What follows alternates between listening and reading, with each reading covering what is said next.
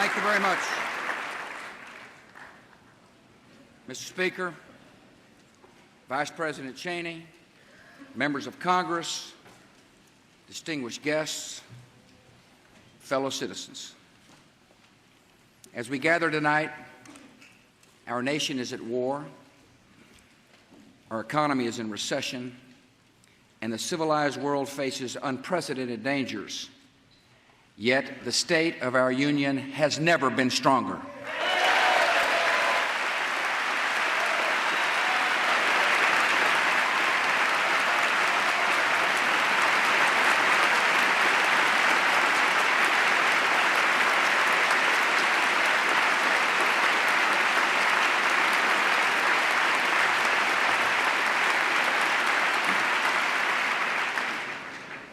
We last met in an hour of shock and suffering. In 4 short months, our nation has comforted the victims, begun to rebuild New York and the Pentagon, rallied a great coalition, captured, arrested, and rid the world of thousands of terrorists, destroyed Afghanistan's terrorist training camps, saved the people from starvation, and freed a country from brutal oppression.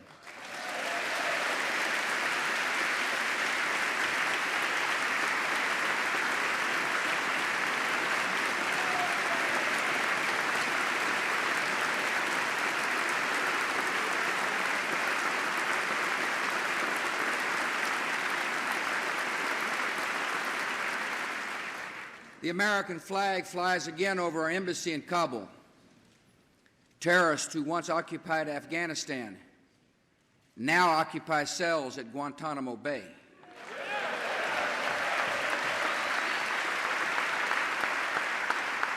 And terrorist leaders who urged followers to sacrifice their lives are running for their own.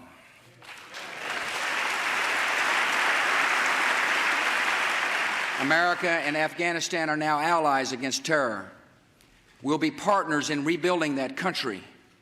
And this evening, we welcomed the distinguished interim leader of a liberated Afghanistan, Chairman Hamid Karzai.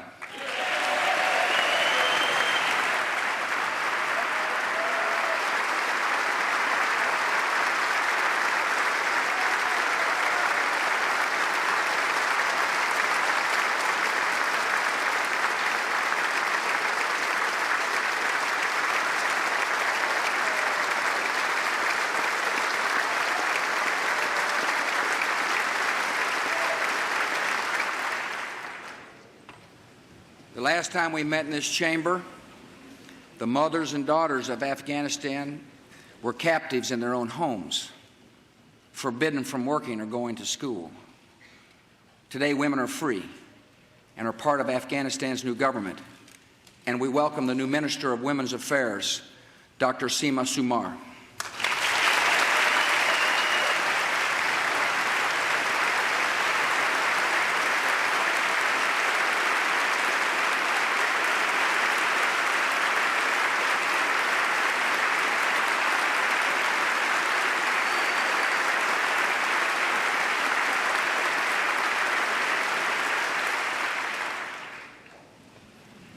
Our progress is a tribute to the spirit of the Afghan people, to the resolve of our coalition, and to the might of the United States military.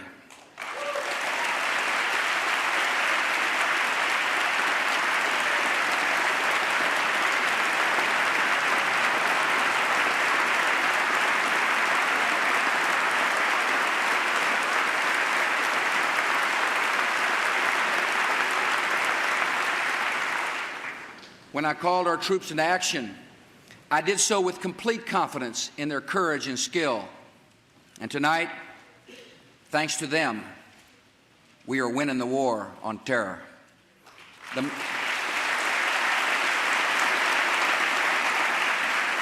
men and women of our armed forces have delivered a message now clear to every enemy of the United States, even 7,000 miles away, across oceans and continents, on mountaintops and in caves.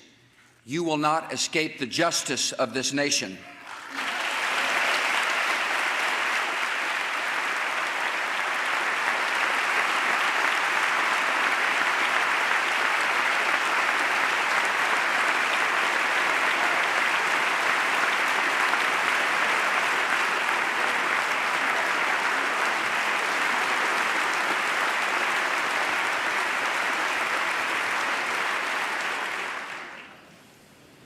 For many Americans, these 4 months have brought sorrow and pain that will never completely go away. Every day, a retired firefighter returns to ground zero to feel closer to his 2 sons who died there. At a memorial in New York, a little boy left his football with a note for his lost father. "Dear Daddy, please take this to heaven. I don't want to play football until I can play with you again someday." Last month, at the grave of her husband, Michael, a CIA officer and Marine who died in Mazar-e-Sharif, Shannon Spann said these words of farewell: "Semper Fi, my love." Shannon is with us tonight.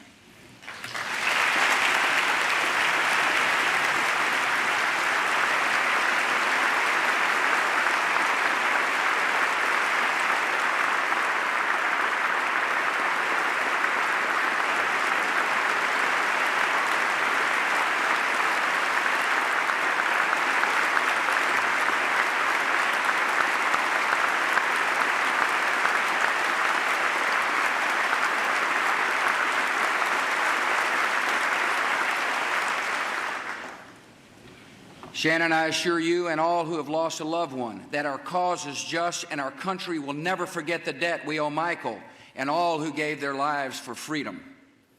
Our cause is just, and it continues. Our discoveries in Afghanistan confirmed our worst fears and showed us the true scope of the task ahead.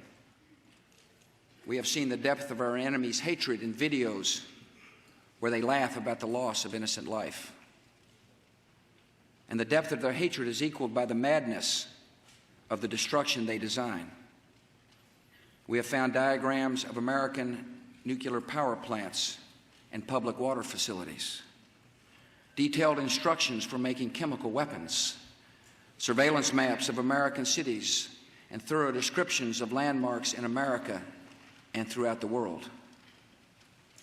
What we have found in Afghanistan confirms that far from ending there, our war against terror is only beginning. Most of the 19 men who hijacked planes on September the 11th were trained in Afghanistan's camps, and so were tens of thousands of others. Thousands of dangerous killers, schooled in the methods of murder, often supported by outlaw regimes, are now spread throughout the world like ticking time bombs set to go off without warning.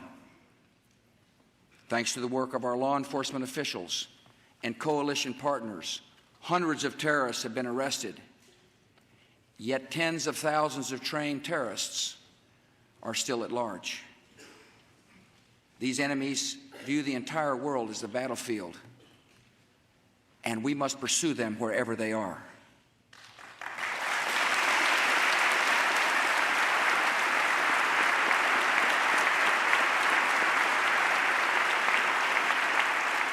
So long as training camps operate, so long as nations harbor terrorists, freedom is at risk, and America and our allies must not and will not allow it. Our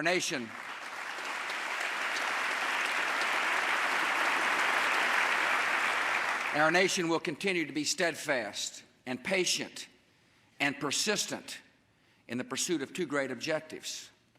First, we will shut down terrorist camps, disrupt terrorist plans, and bring terrorists to justice. And second, we must prevent the terrorists and regimes who seek chemical, biological, or nuclear weapons from threatening the United States and the world.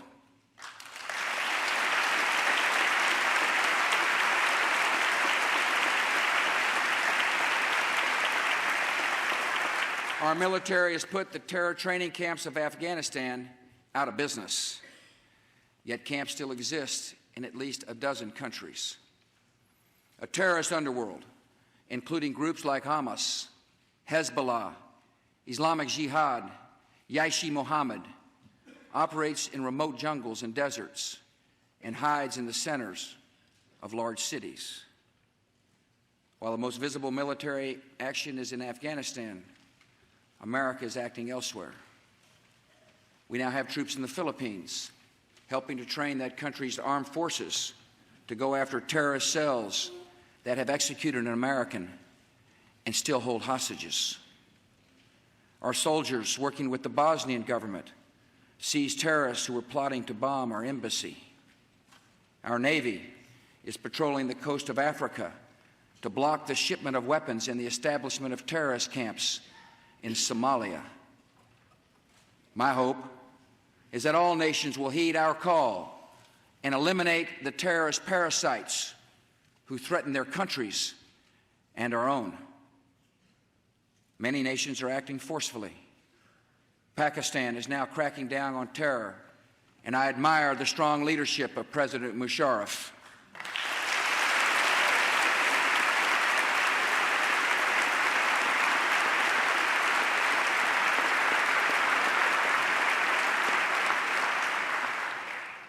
But some governments will be timid in the face of terror. And make no mistake about it, if they do not act, America will.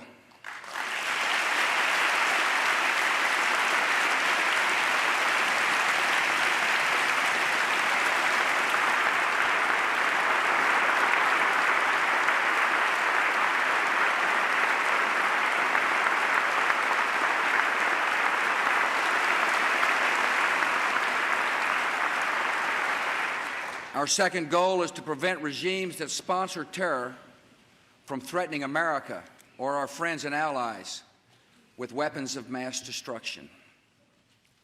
Some of these regimes have been pretty quiet since September the 11th, but we know their true nature.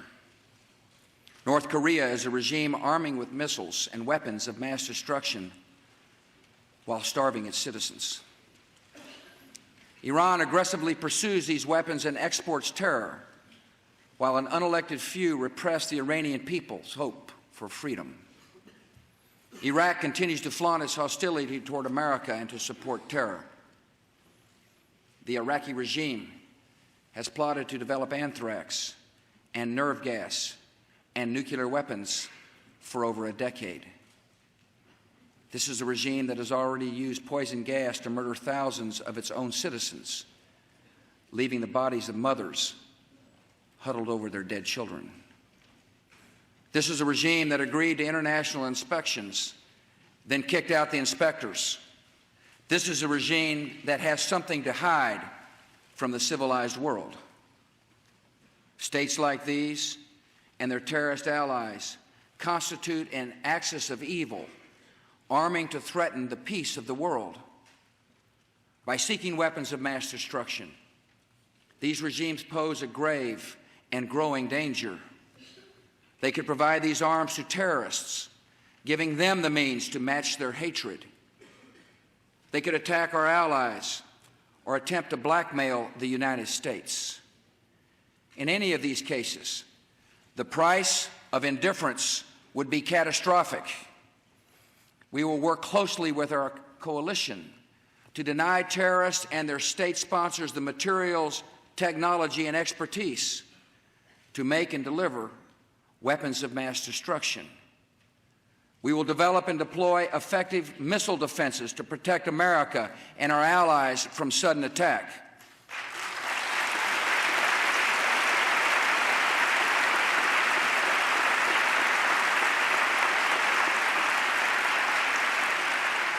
And all nations should know America will do what is necessary to ensure our nation's security. We'll be deliberate, yet time is not on our side. I will not wait on events while dangers gather. I will not stand by as peril draws closer and closer. The United States of America will not permit the world's most dangerous regimes to threaten us with the world's most destructive weapons.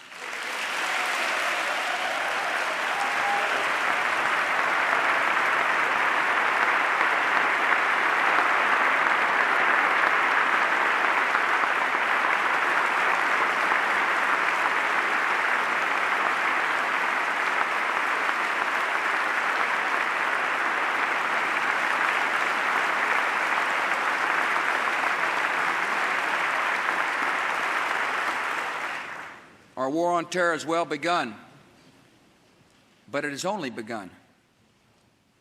This campaign may not be finished on our watch, yet it must be, and it will be, waged on our watch.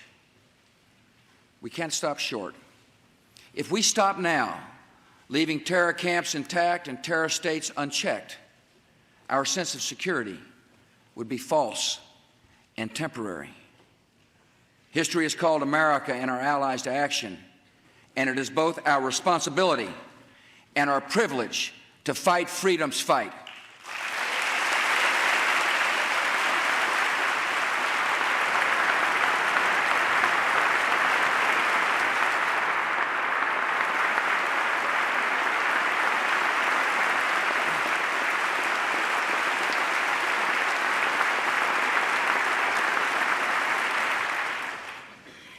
Our first priority must always be the security of our nation, and that will be reflected in the budget I send to Congress. My budget supports three great goals for America. We will win this war, we'll protect our homeland, and we will revive our economy.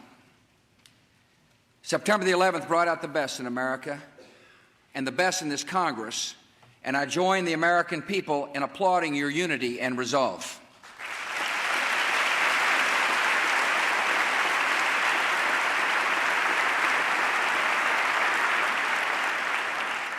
Now Americans deserve to have this same spirit directed toward addressing problems here at home. I'm a proud member of my party. Yet as we act to win the war, protect our people, and create jobs in America, we must act first and foremost not as Republicans, not as Democrats, but as Americans.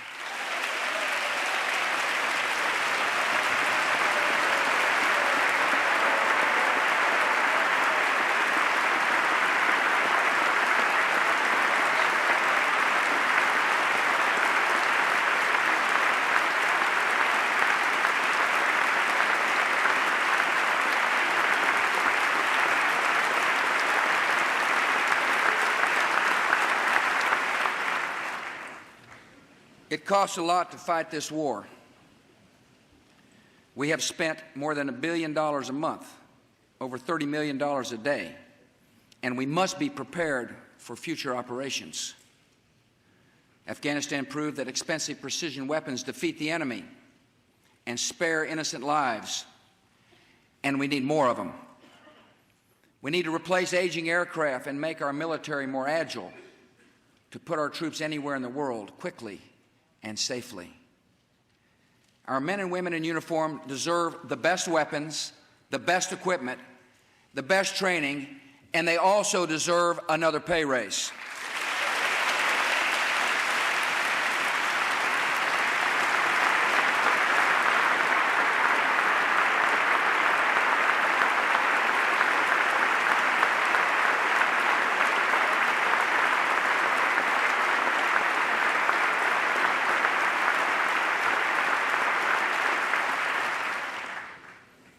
My budget includes the largest increase in defense spending in 2 decades, because while the price of freedom and security is high, it is never too high.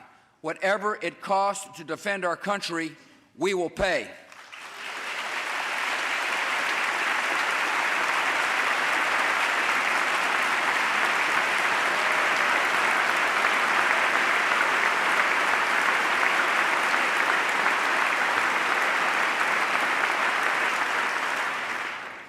The next priority in my budget is to do everything possible to protect our citizens and strengthen our nation against the ongoing threat of another attack. Time and distance from the events of September the 11th will not make us safer unless we act on its lessons. America is no longer protected by vast oceans. We are protected from attack only by vigorous action abroad and increased vigilance at home. My budget nearly doubles funding for a sustained strategy of homeland security focused on 4 key areas: bioterrorism, emergency response, airport and border security, and improved intelligence. We will develop vaccines to fight anthrax and other deadly diseases. We'll increase funding to help states and communities train and equip our heroic police and firefighters.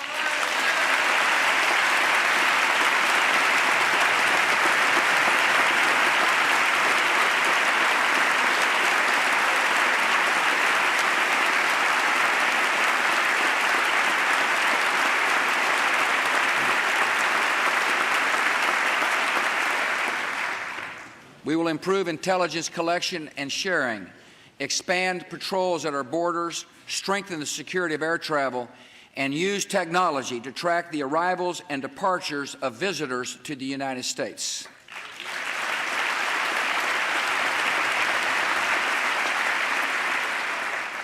Homeland Security will make America not only stronger, but in many ways better.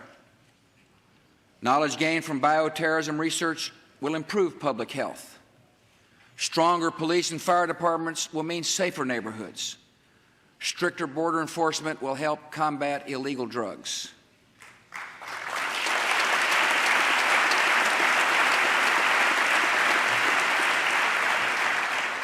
And as government works to better secure our homeland, America will continue to depend on the eyes and ears of alert citizens. A few days before Christmas, an airline flight attendant spotted a passenger lighting a match. The crew and passengers quickly subdued the man, who had been trained by al-Qaeda and was armed with explosives. The people on that plane were alert, and as a result likely saved nearly 200 lives. And tonight we welcome and thank Flight Attendant Hermes Mutardere and Christina Jones.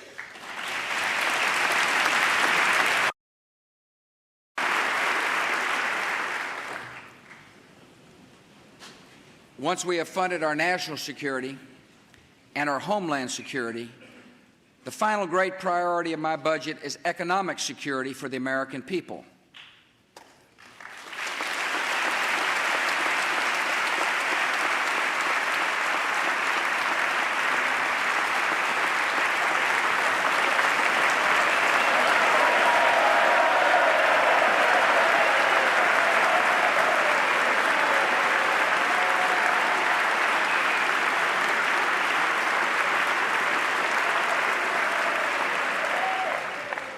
To achieve these great national objectives, to win the war, protect the homeland, and revitalize our economy, our budget will run a deficit that will be small and short-term so long as Congress restrains spending and acts in a fiscally responsible manner.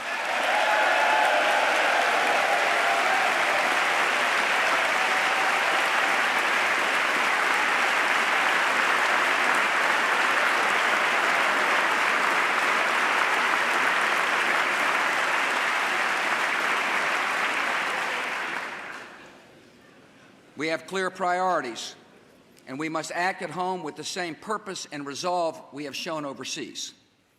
We'll prevail in the war, and we will defeat this recession.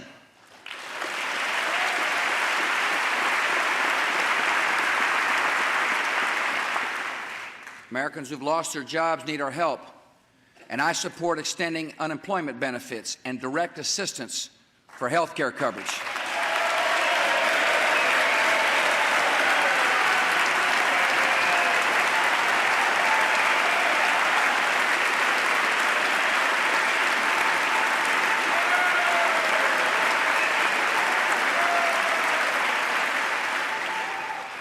Yet American workers want more than unemployment checks. They want a steady paycheck.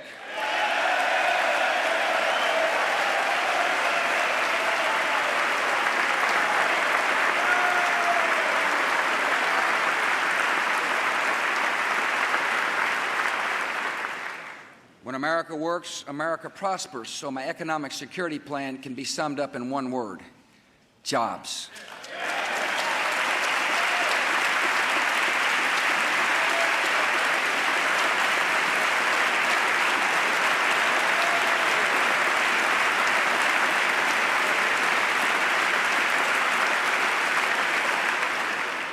Good jobs begin with good schools, and here we've made a fine start.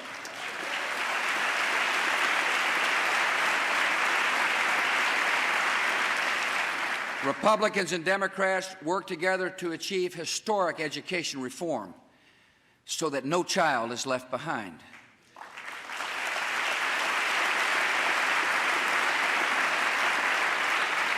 I was proud to work with members of both parties, Chairman John Boehner and Congressman George Miller.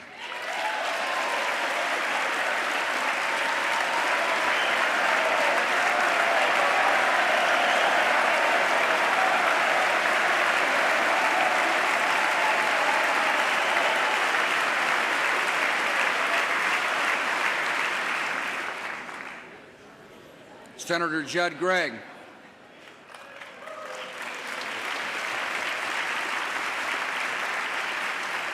And I was so proud of our work, I even had nice things to say about my friend Ted Kennedy.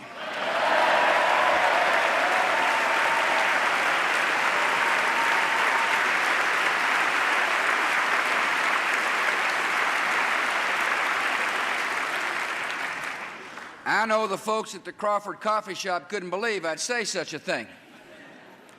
But our work on this bill shows what is possible if we set aside posturing and focus on results.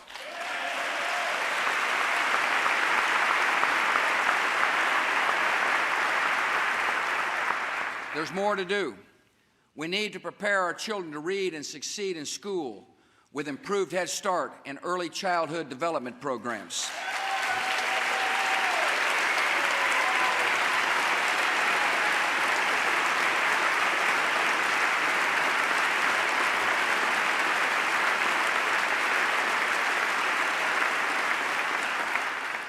We must upgrade our teacher colleges and teacher training and launch a major recruiting drive with a great goal for America: a quality teacher in every classroom.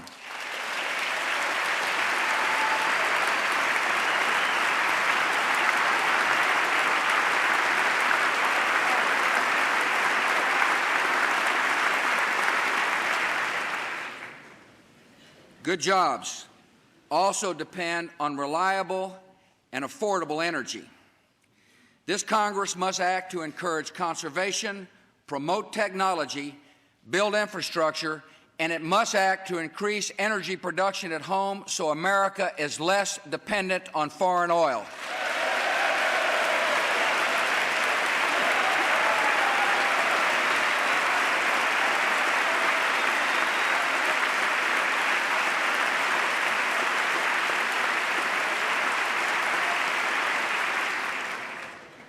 Good jobs depend on expanded trade. Selling into new markets creates new jobs. So I ask Congress to finally approve Trade Promotion Authority.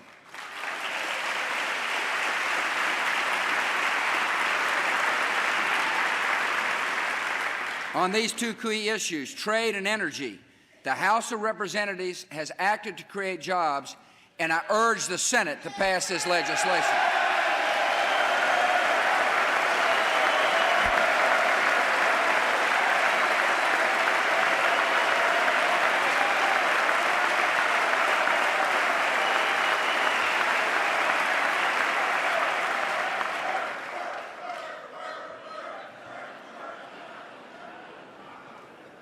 Good jobs depend on sound tax policy. Last year, some in this hall thought my tax relief plan was too small. Some thought it was too big. But when the checks arrived in the mail, most Americans thought tax relief was just about right.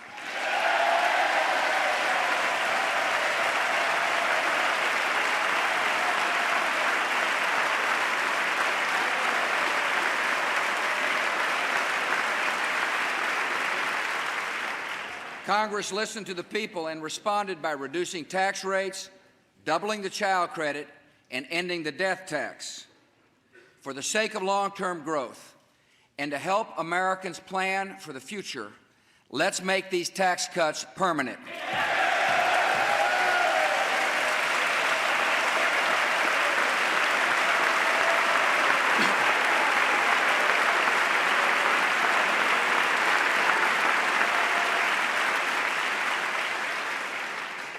The way out of this recession, The way to create jobs is to grow the economy by encouraging investment in factories and equipment, and by speeding up tax relief so people have more money to spend. For the sake of American workers, let's pass a stimulus package.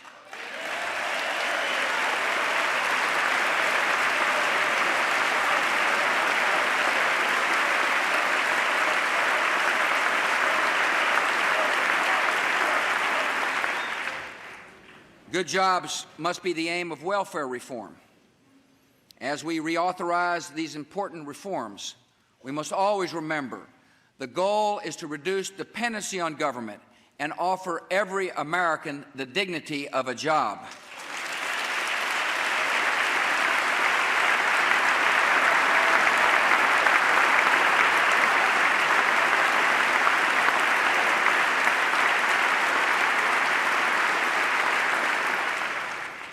Americans know economic security can vanish in an instant without health security.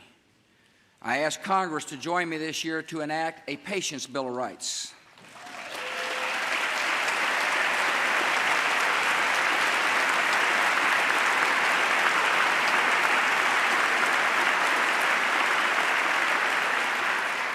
To give uninsured workers credits to help buy health coverage.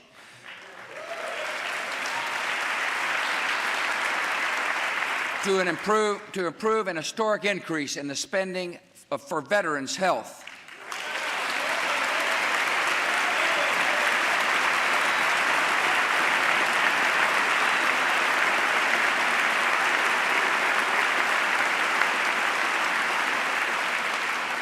And to give seniors a sound and modern Medicare system that includes coverage for prescription drugs.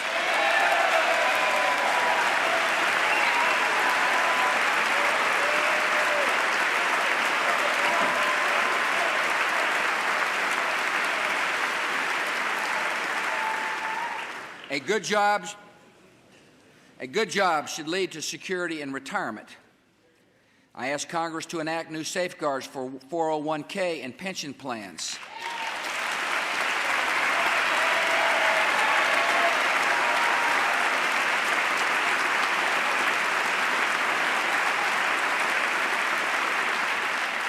Employees who have worked hard and saved all their lives should not have to risk losing everything if their company fails.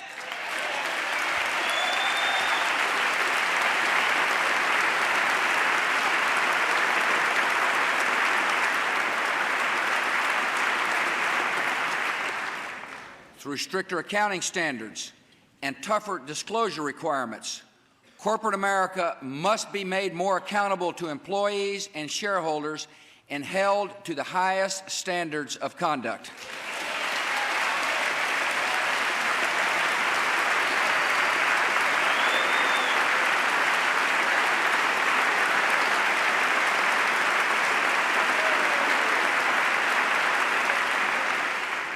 Retirement security also depends upon keeping the commitments of Social Security, and we will. We must make Social Security financially stable and allow personal retirement accounts for younger workers who choose them.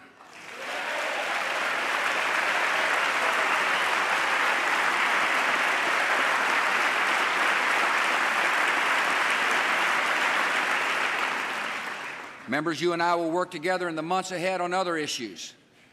Productive farm policy,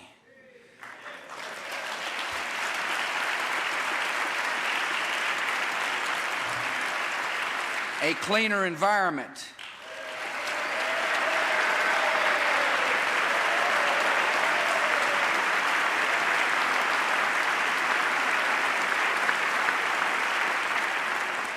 broader home ownership, especially among minorities,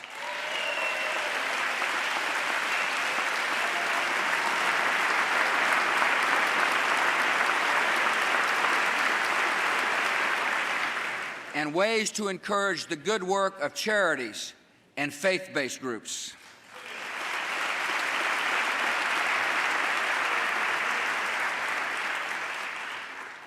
I ask you to join me on these important domestic issues in the same spirit of cooperation we've applied to our war against terrorism.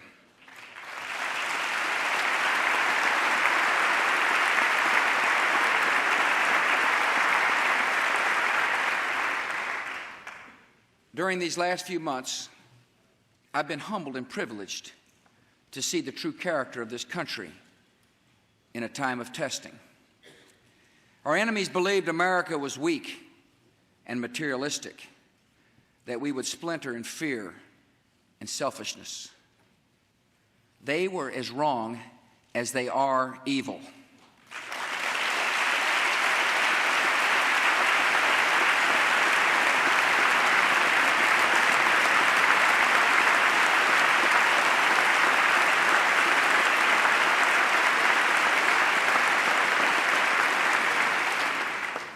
The American people have responded magnificently with courage and compassion, strength and resolve. As I have met the heroes, hugged the families, and looked into the tired faces of rescuers, I have stood in awe of the American people. And I hope you'll join me. I hope you'll join me in expressing thanks to one American for the strength and calm and comfort she brings to our nation in crisis, our First Lady, Laura Bush.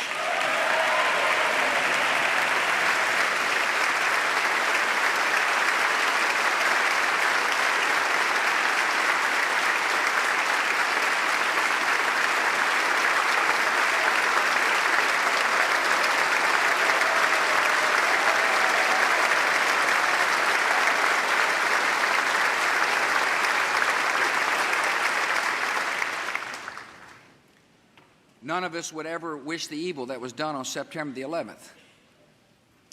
Yet after America was attacked, it was as if our entire country looked into a mirror and saw our better selves.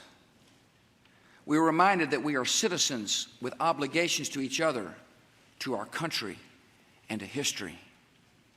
We began to think less of the goods we can accumulate and more about the good we can do. For too long, our culture has said, if it feels good, do it. Now America is embracing a new ethic and a new creed. Let's roll.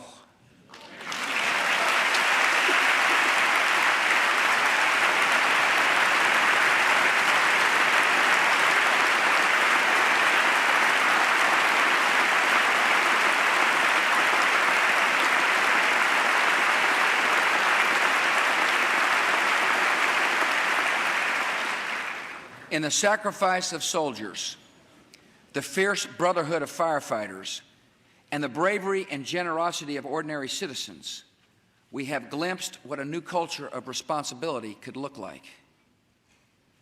We want to be a nation that serves goals larger than self. We've been offered a unique opportunity, and we must not let this moment pass. My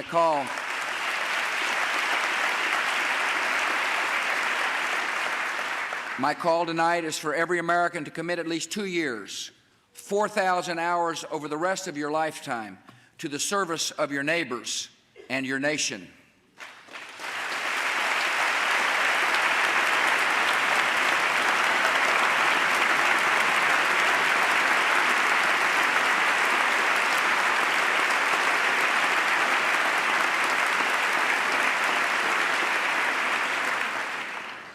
Many are already serving, and I thank you.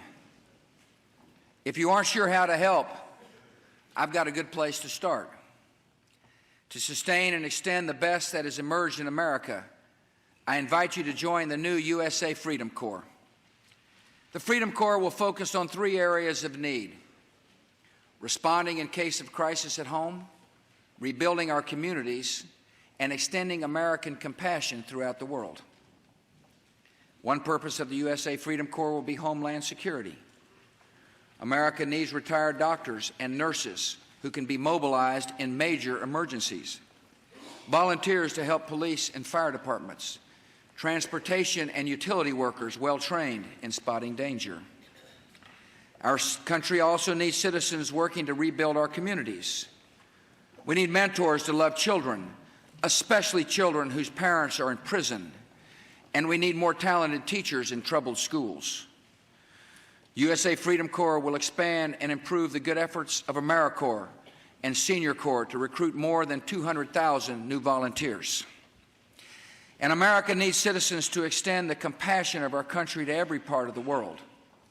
So we will renew the promise of the Peace Corps, double its volunteers over the next 5 years.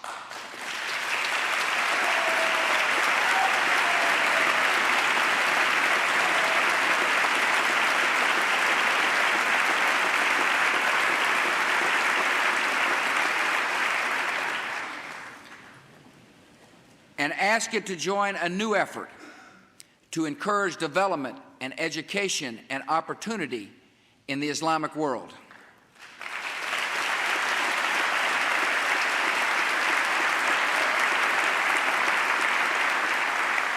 This time of adversity offers a unique moment of opportunity, a moment we must seize to change our culture. Through the gathering momentum of millions of acts of service and decency and kindness, I know we can overcome evil with greater good.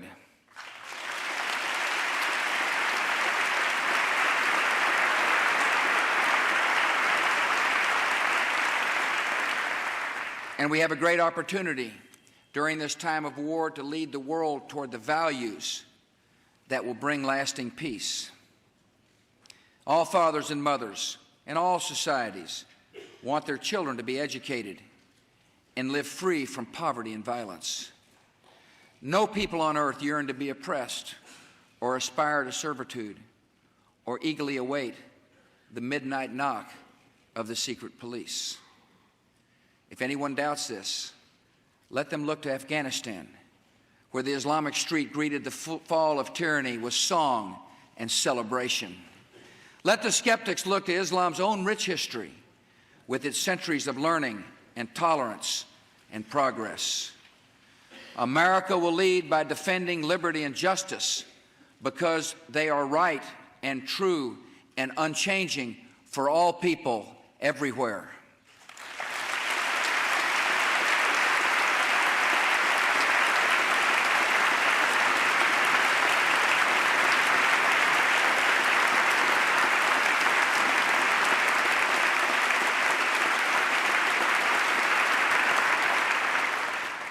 No nation owns these aspirations, and no nation is exempt from them. We have no intention of imposing our culture, but America will always stand firm for the non-negotiable demands of human dignity, the rule of law, limits on the power of the state, respect for women, private property, free speech, equal justice, and religious tolerance.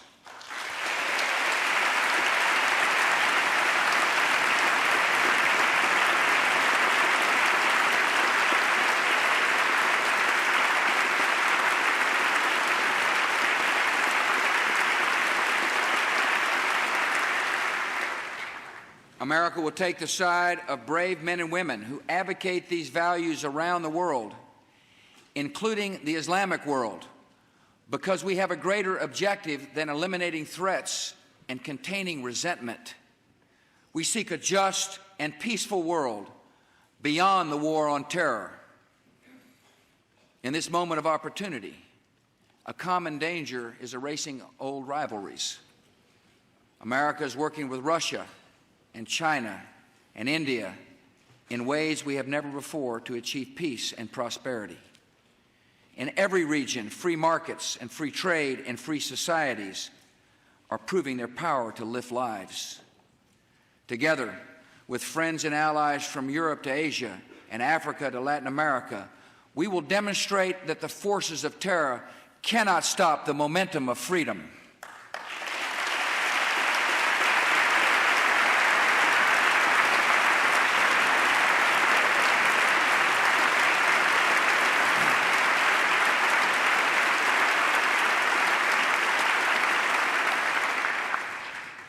The last time I spoke here, I expressed the hope that life would return to normal. In some ways it has, in others it never will.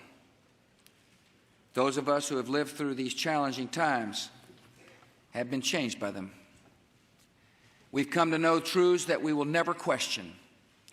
Evil is real, and it must be opposed.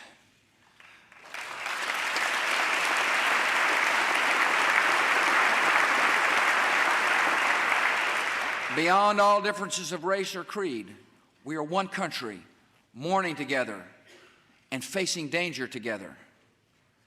Deep in the American character, there is honor, and it is stronger than cynicism. And many have discovered again that even in tragedy, especially in tragedy, God is near.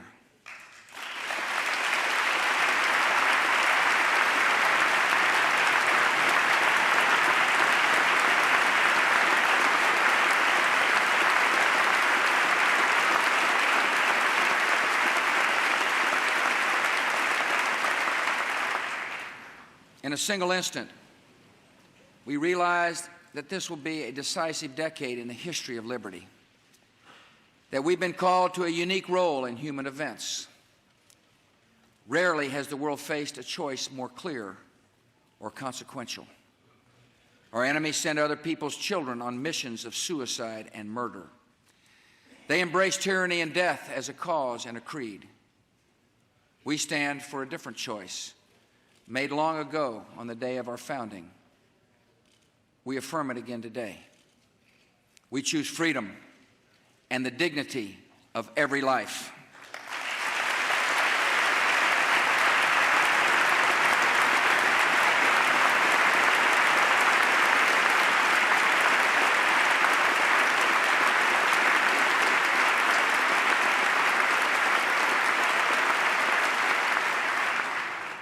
Steadfast in our purpose, we now press on.